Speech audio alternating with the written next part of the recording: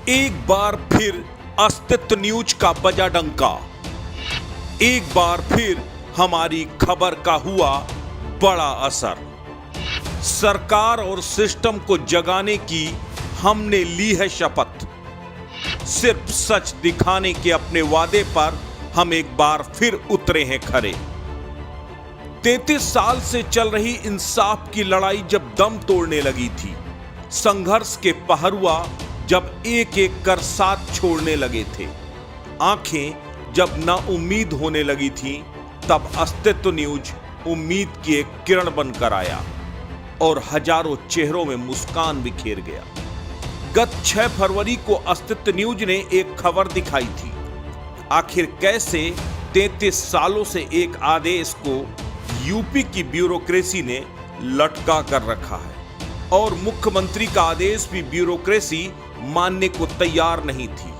लेकिन अस्तित्व न्यूज के खबर दिखाए जाने के बाद सरकार जागी, सिस्टम जागा और आखिरकार उत्तर प्रदेश में समाज के सभी तकनीकी छात्रों को एक समान और गुणवत्तापरक शिक्षा के विकास के लिए अखिल भारतीय तकनीकी शिक्षा परिषद की सिफारिशों के अनुसार वेतनमान को लागू करने का आदेश जारी कर दिया गया।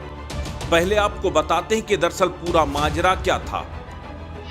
देश की संसद ने सन 1989 में एक एक्ट पारित किया था, जिस एक्ट का नाम था AICTE एंड UGC एक्ट, जिसके अंतर्गत देश की उच्च शिक्षण संस्थानों जैसे विश्वविद्यालय और इंजीनियरिंग संस्थानों में उच्च गुणवत्तापरक शिक्षा को बनाए रखने के लिए यह एक्ट पारित किया गया था।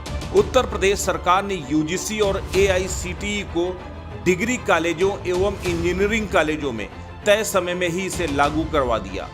अब खेल यहीं से शुरू होता है। पार्लियामेंट द्वारा पारित एक्ट को टेक्निकल संस्थाओं में लागू करने के लिए कहा गया था। ब्यूरोक्रेसी ने उसमें भी डिस्क्रिमिनेशन कर दिया। उन्होंने जैसे कि सभी व्यवस्थाओं में पिक एंड चूज करते हैं, वैसे ही इसमें भी इंजीनियरिंग कॉलेज और डिप्लोमा संस्थाओं को अलग कर दिया। उस पार्लियामेंट एक्ट को इंजीनियरिंग कॉलेज और डिग्री कॉलेजों में तो लागू कर दिया, लेकिन डिप्लोमा संस्थानों को इस एक्ट से वंचित कर दिया। 1991 में federation of India polytechnic organisation high court चली गई, जिसमें सन 2001 में हाई कोर्ट ने निर्णय सुनाया कि सरकार ने गलत किया है और उसको यह एक्ट डिप्लोमा संस्थानों में भी लागू करना चाहिए। लेकिन ब्यूरोक्रेसी कहाँ मानने वाली थी। जैसे कि उसकी आदत में शुमार है कि जो उन्होंने कह दिया वही एक्ट है और वही कानून है। सरकार उस फैसले के खिलाफ डबल बेंच में अपील में चली गई। लगभग 10 साल यह केस चलता रहा और सन 2011 में डिवीजन बेंच ने उस सिंगल बेंच के आदेश को ही यथावत रखा और सरकार को उस एक्ट को लागू करने के लिए आदेशित किया। फिर भी सरकार के कान में जू तक नहीं रेंगी और फेडरेशन ने 2013 में अवमाननावाद दायर किया। अभी कहानी यहीं खत्म नहीं हुई।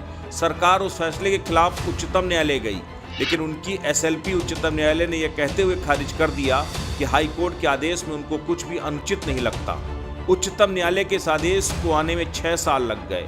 उच्चतम न्यायालय ने 3 महीने में सरकार को इस प्रकरण को निस्तारित करने के आदेश दिए और उसी समय अवमाननावाद में सचिव प्राविधिक शिक्षा को अपने आदेश को लागू न करने की वजह से व्यक्तिगत रूप से कोर्ट में हाजिर होने के लिए कहा, फटकार लगाई।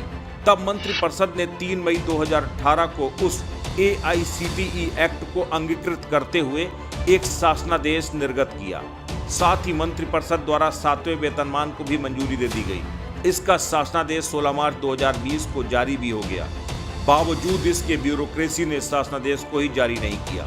अस्तित्व न्यूज की खबर दिखाए जाने के बाद उत्तर प्रदेश के तकनीकी शिक्षा मंत्री आशीष पटेल ने इसके लिए प्रयास किया और मुख्यमंत्री से वार्ता के बाद आखिरकार डिप्लोमा संस्थानों के लिए भी समान वेतन का आदेश जारी कर दिया गया।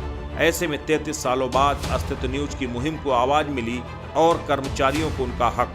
हम वादा करते हैं कि इसी तरह सिर्फ सच दिखाने और बेबाकी से अपनी बात मनवाने की अस्तित्व न्यूज की यह मुहिम आगे भी जारी रहेगी। अस्तित्व न्यूज के लिए लखनऊ से प्रवीण तिवारी की रिपोर्ट।